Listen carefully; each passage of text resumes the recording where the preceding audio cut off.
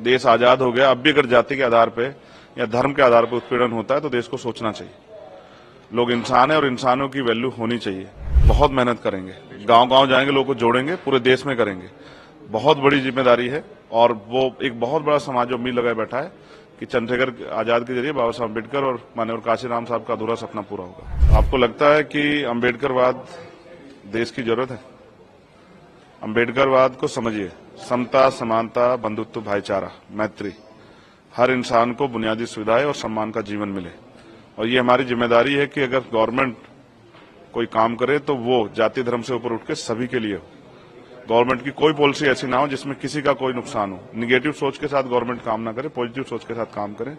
देश की आजादी के इतने साल बाद भी अगर लोग लंबे समय से बुनियादी सुविधाओं से वंचित हैं तो इसके लिए सरकारें जिम्मेदार हैं। अब वो बुनियादी सुविधाओं पर बात भी होगी और नए अवसर कैसे तैयार हों। देश का नौजवान सड़कों पर है, बेरोजगार है, देश का किसान परेशान है, न्यूनतम मजदूरी नहीं मिल रही है और ना ही रोजगार है लोगों पे। लोग सुबह उठ के जाते हैं बिकने के लिए, लेकिन कोई खरीदने वाला नहीं होता, क्योंकि देश में 80 करोड़ से ज्यादा लोग ऐसे हैं जो हैंड टू माउथ है। अभी सबके लिए काम करना है। महिला सशक्त हों और सुरक्षित हों। दिल्ली में भी महिलाएं सुरक्षित नहीं है।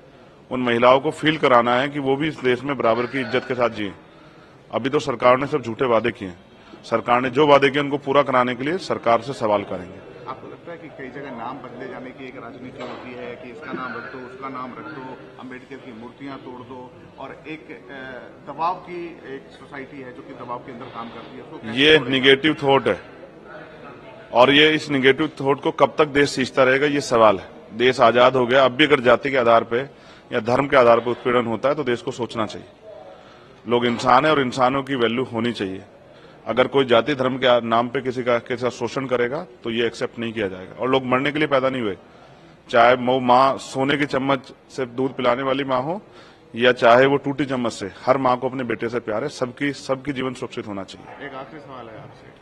मेरे जैसे बहुत सारे लोगों की जरूरत है और मैं प्रयास करूंगा आजाद समाज पार्टी के जरिए वो पार्लियामेंट में आए। एक आखिरी सवाल है। प्रधानमंत्री मोदी कहते हैं कि ईवीएम में किसी ने दोष नहीं दिया इस बार के रिजल्ट में। आपको लगता है कि ईवीएम में कुछ गड़बड़ी है या फिर ऑपोजिशन का एक बहुत बड़ा जिन है ईवीएम? देखिए, जिन चीजों पे संदेह होता है उन पर चर्चा होती है। पिछली बार भी बहुत सारी चर्चा हुई थी और चर्चा होनी इसलिए भी जरूरी है क्योंकि ये लोकतंत्र ही हमारी सबसे बड़ी पूंजी है। हमने यही कमाया। इसमें रानी का बेटा राजा नहीं बनता है, राजा वो बनता है जिसको जनता मत देती है। तो अगर कहीं भी संदेह होता है तो उस पर सवाल खड़े होने चाहिए और उसका जवाब उसको इलेक्शन कमीशन को भी और सरकार को देना चाहिए। एक्सपेंशन कैसे करेंगे यूपी में आप? बहुत मेहनत करेंगे, गांव-गांव जाएंगे, लोगों को जोड़ेंगे, पूरे देश में करेंगे। बहुत बड़ी जिम्मेदारी है और वो एक बहुत बड़ा समाज उम्मीद लगाए बैठा है कि चंद्रशेखर आजाद के जरिए बाबा साहब अम्बेडकर और माननीय काशीराम साहब का अधूरा सपना पूरा होगा।